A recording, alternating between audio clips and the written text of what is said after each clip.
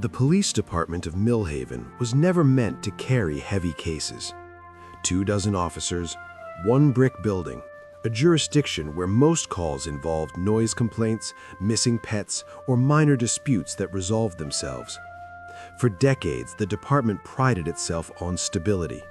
Officers stayed for entire careers. Chiefs retired quietly. Crime reports rarely left the filing cabinets. Millhaven was the kind of town where nothing followed you home. Until one case did.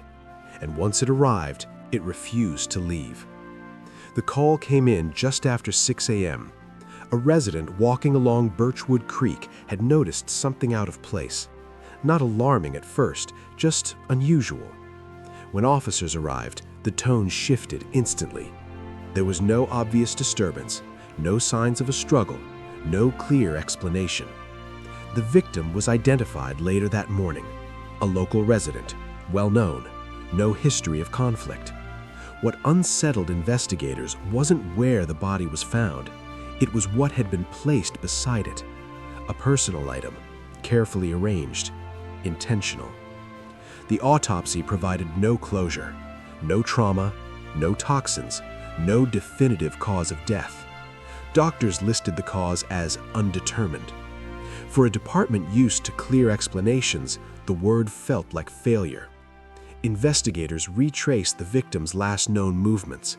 Interviews yielded nothing. No threats, no unusual behavior. And then someone noticed a detail. The personal item hadn't been dropped. It had been placed. 3 months later, another call came in. Different location, different victim. Same quiet town. And once again, there was no explanation. The same careful arrangement, the same lack of evidence, the same unanswered questions. By the third incident, the department stopped using the word isolated. Patterns had formed, and with them, fear. Millhaven's officers did what they could. They worked longer hours, reviewed old cases, requested outside consultation. But the truth was becoming unavoidable. This case was bigger than them. It demanded resources they didn't have, answers they couldn't find, and decisions they weren't prepared to make. And slowly, the case stopped being just an investigation. It became a weight, one that followed officers home, one that whispered through hallways, one that would haunt the department for decades. Detective Samuel Reed had planned to retire in 5 years. This case changed that.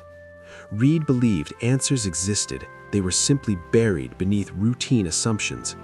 He reviewed every report line by line, looking not for evidence, but for consistency. And slowly something emerged.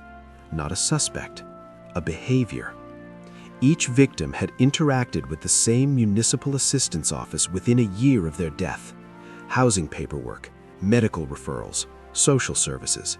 Nothing alarming, except the repetition. The same signatures, the same caseworker initials, and one name that appeared too often to ignore. When Reed presented his findings, the response was immediate, cautious, then resistant. He was told correlations were not conclusions, that small towns create false patterns. Then came the warning, don't create problems we can't solve. A supplemental report Reed submitted never reached records. It vanished. No log, no archive stamp. The system hadn't failed. Someone had intervened.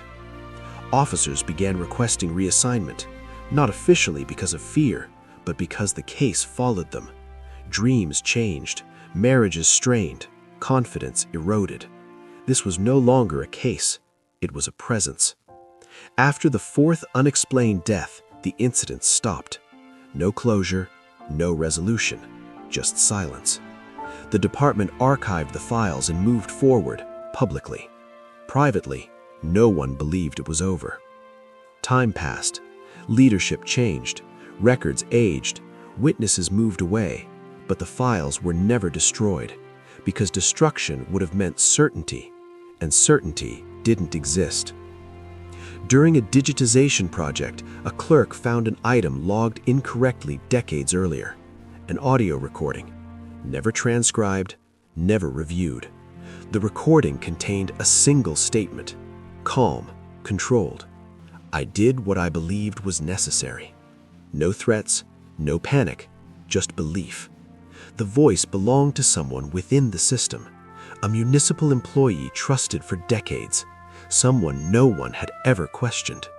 The individual believed intervention was mercy, that certain lives would only end in suffering, and that stepping in was an act of responsibility. No anger, no gain, just conviction. The statute of limitations had passed. Evidence was circumstantial. The department faced a choice: expose everything or contain it. A sealed report was written. Families were informed privately. The public was told the case had reached its end, not solved by arrest, but by understanding. Training protocols changed. Oversight increased. The department learned that silence can be dangerous even when intentions seem harmless. The case haunted the department not because of violence, but because trust failed quietly and because belief went unchecked. Some cases don't end with justice. They end with lessons.